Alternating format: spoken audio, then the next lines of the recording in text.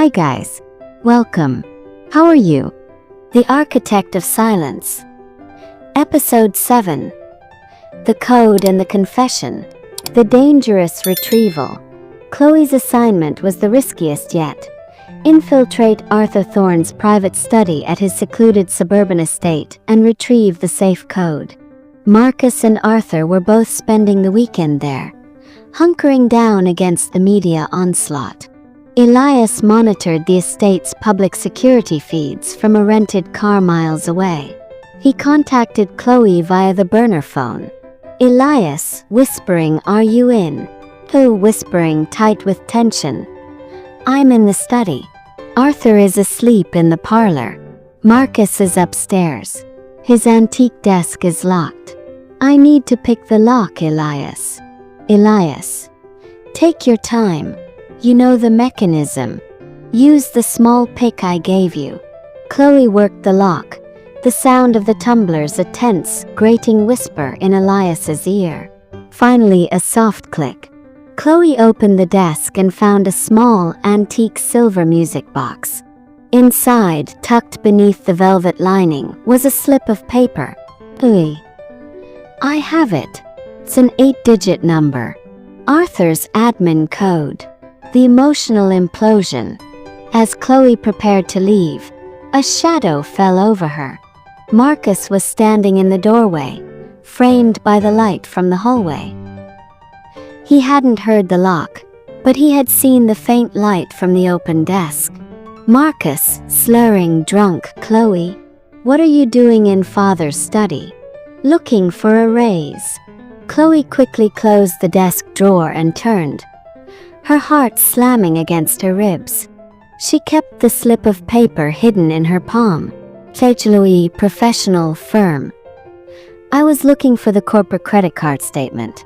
Arthur wants me to reconcile his personal expenses tonight, Marcus. The auditors are closing in." Marcus. "Auditors? It's always the auditors." Marcus staggered into the room, leaning heavily against the desk. He grabbed her arm. "You're lying. You're trying to steal something." "Louis, let go of me, Marcus. I'm trying to save your father from a jail sentence. You are destroying this family with your greed." Marcus. "No, you are. You're working with Elias Vane, aren't you? He was obsessed with you. He only hated me because you chose my name over his. You were cheating on me with the architect, weren't you?" The accusation was a direct hit to her greatest shame. Chloe didn't deny the affair, but she denied the complicity. "Chloe, I cheated on you because I saw you for who you are. A shallow, reckless man who uses people up and throws them away. Elias left because you stole his life. I stayed because you owned mine. Now let go of me." Marcus slapped her hard across the face. The sound was sharp and sickening. "Marcus, you're a traitor. Get out. Get out of my father's house. Get out of my life." The cost of betrayal, cliffhanger. Chloe stumbled backward, tears of pain and fury streaming down her face. She fled the room and the house, running blindly into the night. Elias, who had heard the entire horrifying confrontation through the burner phone, sat rigid in his car. The slap, the emotional cruelty, it was unbearable. His carefully constructed wall of cold detachment had just shattered. His revenge was becoming personal again. Chloe finally reached her own car and called Elias immediately. Her voice shaking, barely able to speak. "I have the code." "Have it, Elias. But he hit me. He knows. He knows I hate him. He's going to find out I'm working with you." Elias, voice low, controlled fury. "Go to the safe house I set up. Don't go home. Don't answer any calls. You're done, Chloe. Your part is finished. I have the code. I will execute the rest. You are safe now." Elias knew he had to strike immediately. Marcus was a volatile threat.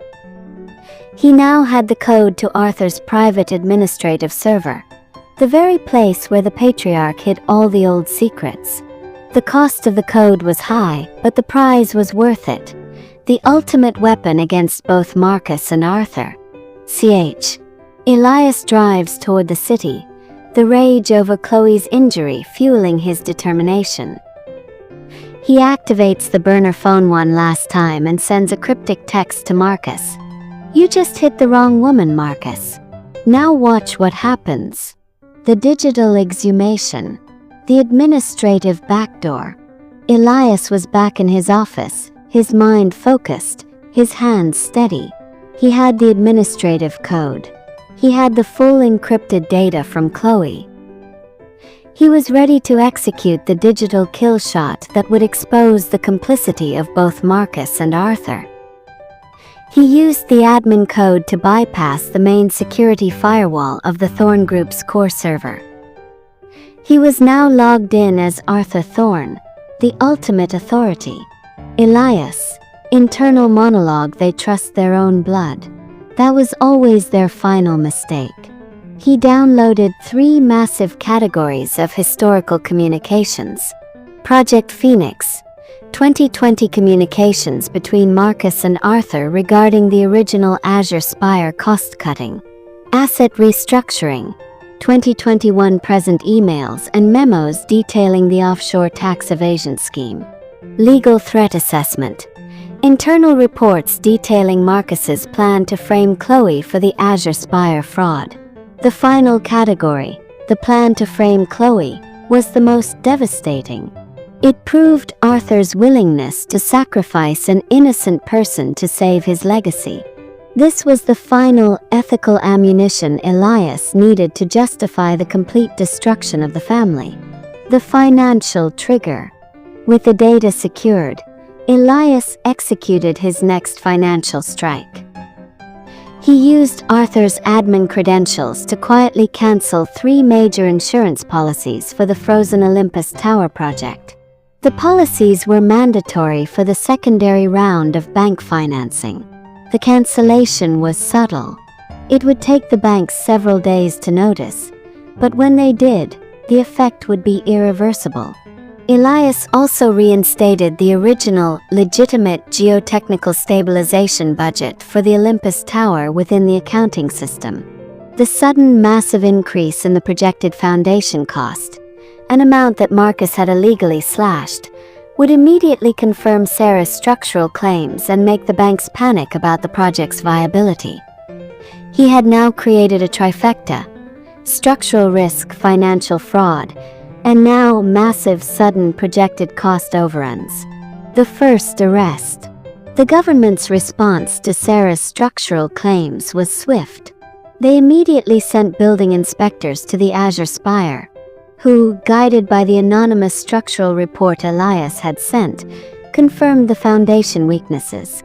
The local district attorney, seeing the combination of public safety risk and financial fraud, authorized the first major arrest. Elias was monitoring the local news feeds. The live broadcast cut to the Thorne Group headquarters. Police cars swarmed the front plaza. The doors to the building opened, and the news cameras focused on a frantic, enraged man in a suit being led away in handcuffs. It wasn't Marcus. It was Arthur Thorne. Marcus's attempt to frame his father had backfired. The authorities, acting on the initial audit findings triggered by Elias and Ben, saw Arthur as the original architect of the cost-cutting culture that led to the fraud and the structural negligence. Marcus's isolation, cliffhanger. Elias watched Arthur being loaded into a police cruiser. His expression grim. It wasn't the vengeance he had planned, but it was effective.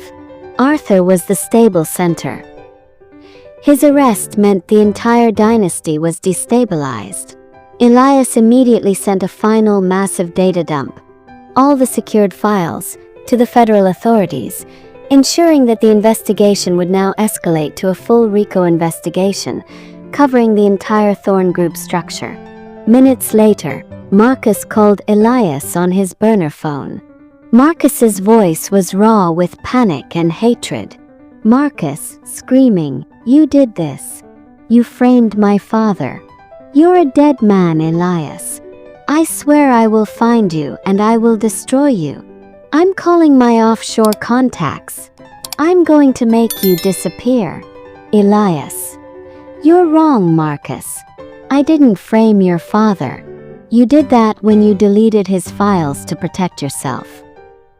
He's paying for the original sin. You'll pay for the new one." Marcus: "I know where Chloe is, Elias. I know she's in the safe house. I'm coming for her." As Marcus hangs up, Elias's heart slams against his ribs.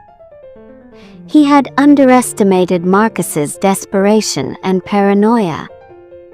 He had to assume Chloe's location was compromised. He closes his laptop, grabs his emergency travel bag, and races out the door. The game is no longer remote. It's a physical race to save Chloe.